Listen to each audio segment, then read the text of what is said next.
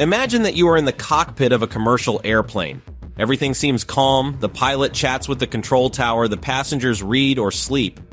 But if you could see what occurs inside the electronic guts of the aircraft, you would discover something disturbing. The airplane does not want to fly straight. In fact, every millisecond, the control system is fighting against a natural tendency of the machine to deviate, to fall, to lose balance. And the most surprising thing is that this is not a failure, it is a virtue. Modern airplanes, from military fighters to the Airbuses that we take to go on vacation, are designed to be inherently unstable. They have abandoned the old philosophy of stability at all costs for a new one where controlled instability becomes the key to efficiency and maneuverability. How is it possible that something that does not want to be straight flies better than something that does desire it? The answer is one of the most fascinating stories of aeronautical engineering. Let's go there. The paradox of the pencil that wants to fall. To understand this paradox, let's start with a simple mental experiment. Take a pencil and try to balance it on its tip. It is practically impossible, right? The slightest breath or vibration will make it fall. That is a system with positive instability. Any perturbation tends to amplify and move it away from its equilibrium position. Now place the same pencil lying down on a table. You can push it, blow on it, vibrate the table, and it will always return to its stable position. That is a system with positive stability. Any perturbation generates forces that return it to equilibrium. For decades, from the times of the Wright brothers until well into the second half of the 20th century, all airplanes were designed to be like the lying pencil, inherently stable. The engineers ensured that if the pilot released the controls, the airplane tended by itself to fly straight and leveled. This was achieved through a careful aerodynamic design. The wings had a certain dihedral angle. The horizontal stabilizer was placed in a way that it generated a downward force compensating the weight, and the center of gravity was always situated ahead of the center of pressure. The result was a predictable, safe, and forgiving machine, ideal for human pilots who needed a margin to think and react. But this stability had a price: maneuverability. The fighter that defied the rules, controlled instability, is born. In the decade of the 70s, the engineers of the United States Air Force and of companies like General Dynamics faced a problem. The Soviet fighters were becoming more agile, and in a close combat, agility is the difference between life and death. A very stable airplane like the lying pencil opposes resistance to any change of direction. To turn quickly, you need to overcome that natural tendency to return to the stable position. That costs energy, time, and maneuverability. The solution was radical. Design a fighter that was deliberately unstable, the General Dynamics. F-16 Fighting Falcon was one of the first production airplanes in series built with this philosophy. Instead of having the center of gravity ahead of the center of pressure, the engineers placed it behind.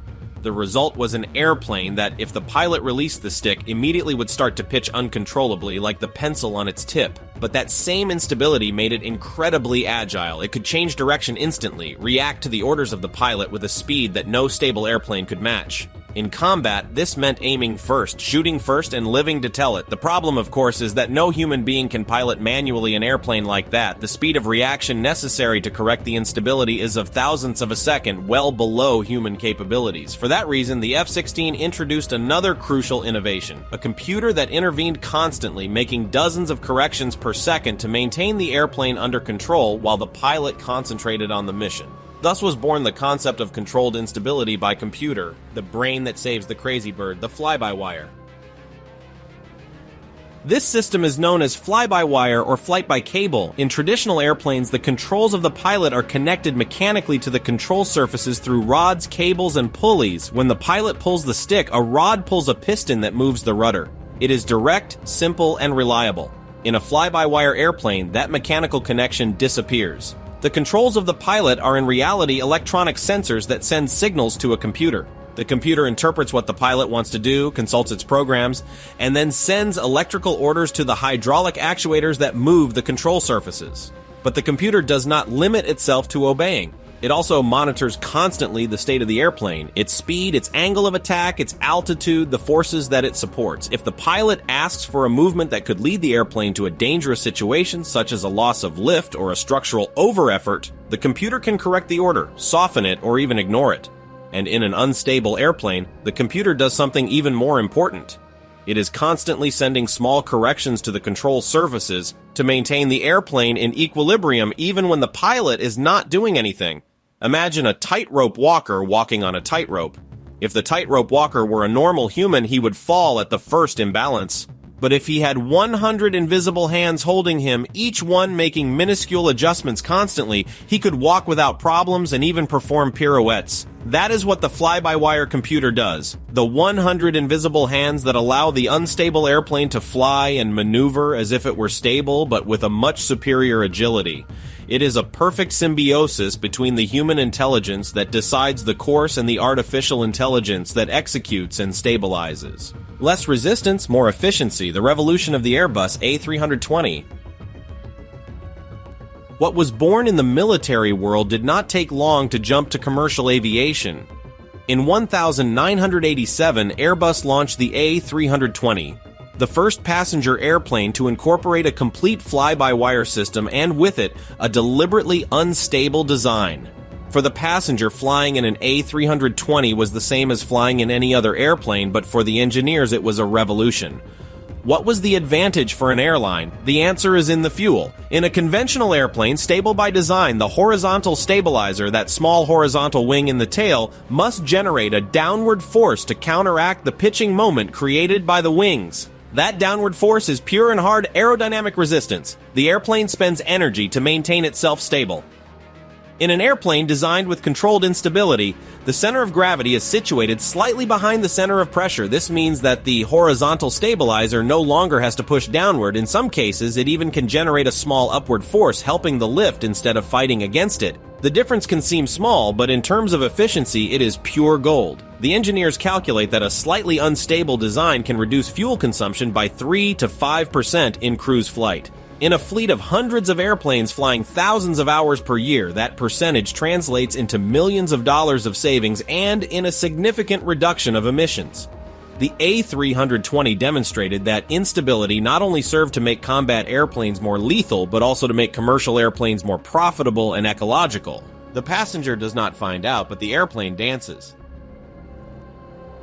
If you have ever flown in a modern airplane, probably you have not noticed anything strange. Everything seems smooth, stable, and calm, but in reality, under that apparent calm, the airplane is in a state of permanent dance. The onboard computer is making adjustments constantly. A small movement of the rudder, a slight correction of the ailerons, a micro adjustment of the stabilizer. Dozens, hundreds of times per second, the control surfaces move in fractions of a degree to maintain the leveled flight and the desired trajectory. This dance is much more efficient than the rigid flight of the old airplanes. A stable airplane, like the lying pencil, tends to maintain itself in its position even if the conditions change. But the air is never completely uniform. There are always small turbulences, changes in density, variations in temperature. A stable airplane responds to those perturbations with oscillatory movements like a pendulum that swings until recovering equilibrium. That consumes energy and generates discomfort.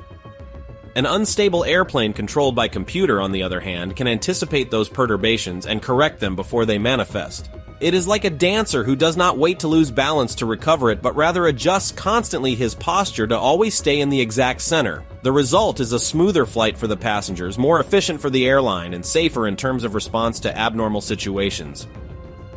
The next time you fly and feel that apparent tranquility, remember that under your feet there is a crazy bird dancing to the tune of a computer. And that dance is the reason why flying is today cheaper, more ecological, and safer than ever. But the story does not end here. In the next chapter, we will explore how far this philosophy can take us. With wings that bend meters, airplanes without tail, and a future where stability will be only a memory. The wings that bend so as not to break. The philosophy of controlled instability is not limited to aerodynamics and flight systems. It has also invaded the structural design of modern airplanes, giving rise to a similar paradox. The wings are no longer those rigid and immobile structures that we imagine. Today, the wings of commercial airplanes are designed to bend and bend a lot. If you have ever seen an Airbus A350 or a Boeing 787 in flight, perhaps you have noticed that the tips of their wings seem to rise slightly. What you cannot see at a glance is the magnitude of that flexion. In normal flight conditions, the wings of these airplanes can bend upward several meters relative to their position on the ground. It is as if the airplane had rubber wings, but they are not. They are of the most advanced materials that exist, mainly carbon fiber, and that flexibility is totally intentional. Why do engineers want wings that bend? The answer is the same as in the case of aerodynamic instability, efficiency, and weight. A rigid wing needs to be heavier and more robust to support the same loads as a flexible wing. By allowing the wing to bend, the loads are distributed more uniformly and turbulences and gusts of wind are better absorbed. It is like the difference between an iron post and a fishing rod. The post breaks if you bend it too much, the rod bends and returns to its place. The tests to which these wings are submitted are almost incredible. During the certification of the Airbus A350, the engineers took a wing to its limit on a static test bench. They held the wing by one end and applied enormous loads through hydraulic jacks. The objective was to demonstrate that it could support 50% more than the maximum load it would ever experience in flight. When they reached that point, the wing had bent more than 5 meters upward. To give you an idea, that is higher than one floor of a house, and the wing did not break. It simply continued bending, demonstrating that it was designed to absorb energies that would destroy any rigid structure. That flexibility, that controlled structural instability, is what allows modern airplanes to be lighter, consume less fuel, and fly further. The limit of the invisible when the instability is too much. But like everything in engineering, instability has a limit. It is not about letting the airplane dance without control, but about dancing within a strictly defined choreography. And there, the flight protections come into play, the invisible limits that the computers impose on the maneuvers of the airplane. When a pilot moves the stick in a fly-by-wire airplane, he is not ordering a concrete movement of the ailerons or the rudder. He is ordering an intention. I want to turn to the left, I want to ascend, I want to descend. The computer receives that order, consults its databases, and decides the best way to execute it without going outside the safety limits. If the pilot, in an emergency situation, pulls the stick with too much force asking for a sudden ascent, the computer can limit that movement if it detects that the airplane is approaching a loss of lift. If the pilot tries a turn too closed at high speed, the computer softens the order to avoid a structural over-effort. These protections are the safety net that allows the airplanes to fly at the edge of instability without falling into the abyss. They are calibrated with enormous margins based on hundreds of thousands of hours of simulations and real tests. The airplane never ever should approach a situation where the instability becomes uncontrollable. But if for some reason it occurred, the computer intervenes before the human pilot can react, correcting the course and returning the airplane to the safe zone. It is like having an invisible flight instructor sitting next to the pilot, watching every movement and ready to correct any excess. The human factor. What happens if the computers fail? Having reached this point, the question is inevitable, and if the computers fail, what happens if those 100 invisible hands that hold the tightrope walker suddenly disappear? The answer is in the aeronautical obsession with redundancy. A modern airplane like the Airbus A380 or the Boeing 787 does not have a single flight computer, but multiple independent systems. The A380, for example, has 7 main computers that can control the flight, each one with its own software, its own sensors, and its own power source. During the flight, these computers vote constantly. If one of them gives a reading that does not match with the others ignore it and continue working. It is a democratic system where the majority decides, and the majority is always formed by computers that function correctly, but engineers are even more foresightful. They have designed backup modes for truly extreme situations where even that democracy of computers fails. In some airplanes, there exists a mode called direct or mechanical that, although limited, allows the pilot to recover basic control of the airplane without intervention from the main computers. In this mode, the airplane can become more aerodynamically stable, like the old ones, although with fewer performances and greater workload for the crew, and the pilots are trained for it. In the simulators, they practice over and over situations where the computers fail and they must fly the airplane in degraded mode, trusting in their skills and in the backup instruments. It is a hard training, but necessary, because in aviation the last line of defense is always the human factor. The airplanes of the future, total instability and impossible shapes.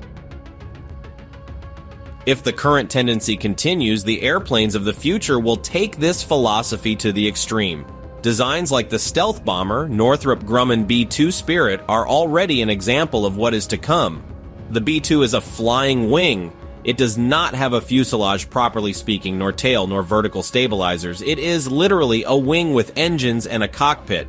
Aerodynamically, it is deeply unstable in the three axes. Without its computers correcting constantly, it would fall from the sky in seconds, but thanks to that instability, it is incredibly stealthy and efficient. The engineers already work on commercial versions of this concept. Imagine a passenger airplane without tail, in the shape of a delta wing, where the entire fuselage contributes to the lift. The aerodynamic efficiency would be much superior to that of current airplanes with fuel savings of 2 digits.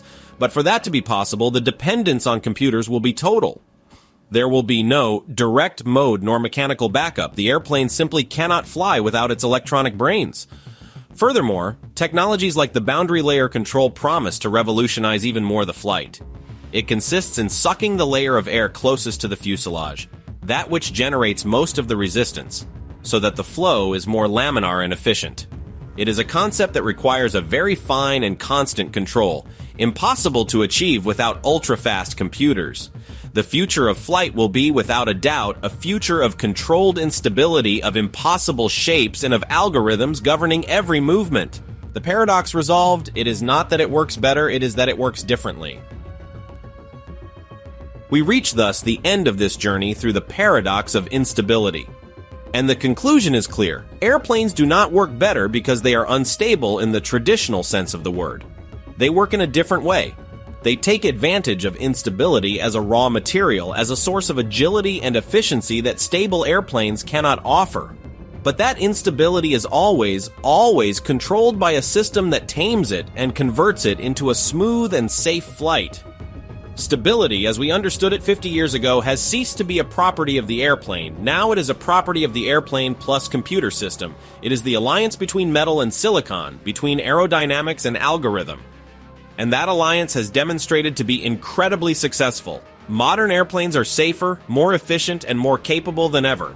The next time you fly, remember that under your feet there is a crazy bird that does not want to be still.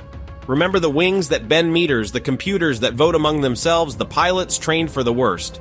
And remember that all that dance, all that apparent instability has a unique objective: to take you home safe and sound in the most efficient way possible. The future of aviation is a dance, and we, the passengers, are the lucky spectators.